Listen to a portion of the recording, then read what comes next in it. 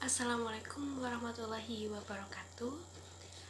Perkenalkan, nama saya Salma Fitria Nur Hanifah dari kelas 12 IPA 5, nomor urut 28, NIS 8417 dengan nomor ujian 11-05-003-0167. Saya di sini dalam rangka melaksanakan ujian praktek untuk mata pelajaran Al-Quran Hadis.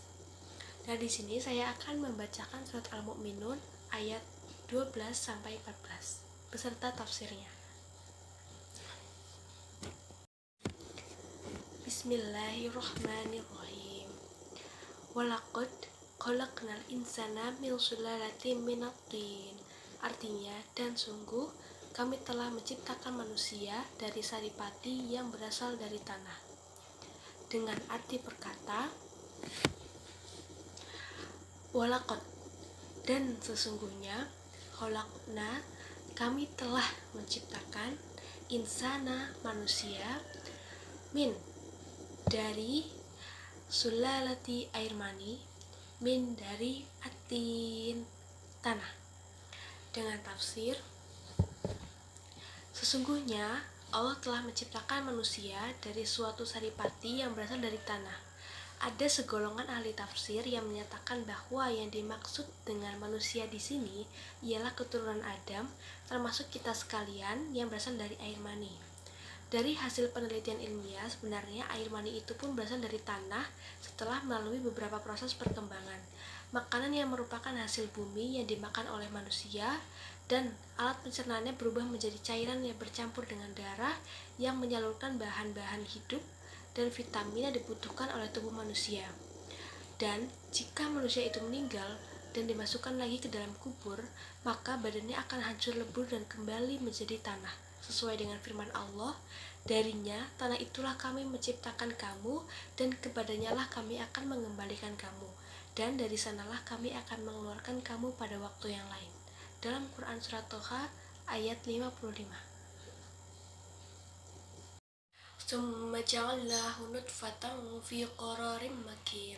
Kemudian kami menjadikannya air mani yang disimpan dalam tempat yang kokoh atau rahim. Summa, kemudian, ja'alnahu, kami jadikannya, nutfah, air mani, fi, dalam, qorori, tempat, makin, kuat yang kokoh. Kemudian Allah tempatkan saripati air mani itu dalam tulang rusuk sang suami yang dalam percampuran dengan istrinya ditumpahkan ke dalam rahimnya, suatu tempat penyimpanan yang kukuh bagi janin sampai saat kelahirannya.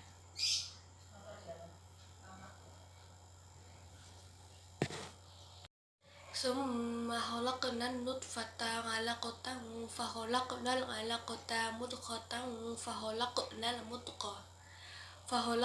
mudghatan idhaman fa kasawnal idhama lahman thumma ansha'nahu khalqan akhara fatabarakallahu ahsanul khaliqin.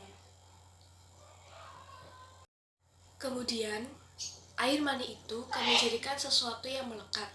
Lalu sesuatu yang melekat itu kami jadikan segumpal daging, dan segumpal daging itu kami jadikan tulang belakang.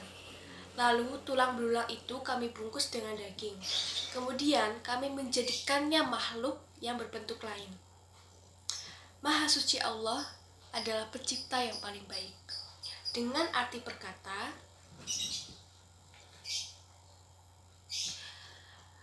khalaqna, kami ciptakan, nutfah, air mani, ngalaqah, segumpal darah, faholaqna, lalu kami ciptakan, ngalaqah, segumpal darah, al-mudghah, segumpal daging, faholaqna, lalu kami ciptakan, al-mudghah, segumpal daging,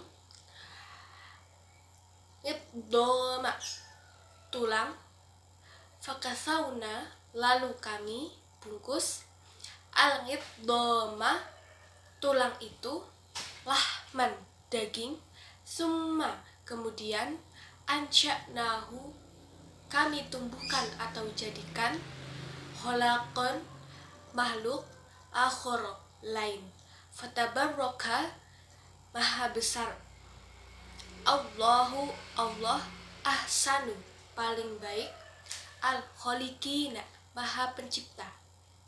Dengan tafsir, setelah berada di rahim, kemudian air mani itu kami jadikan sesuatu yang melekat, yang bergantung di dinding rahim. Lalu sesuatu yang melekat itu kami jadikan segumpal daging, dan segumpal daging itu kami jadikan tulang belulang. Lalu tulang belulang itu kami bungkus dengan daging.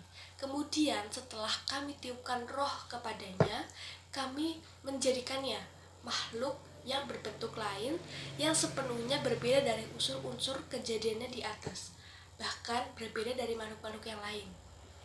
Maha suci Allah, pencipta yang paling baik. Setelah manusia lahir dan mengalami pertumbuhan, kemudian setelah itu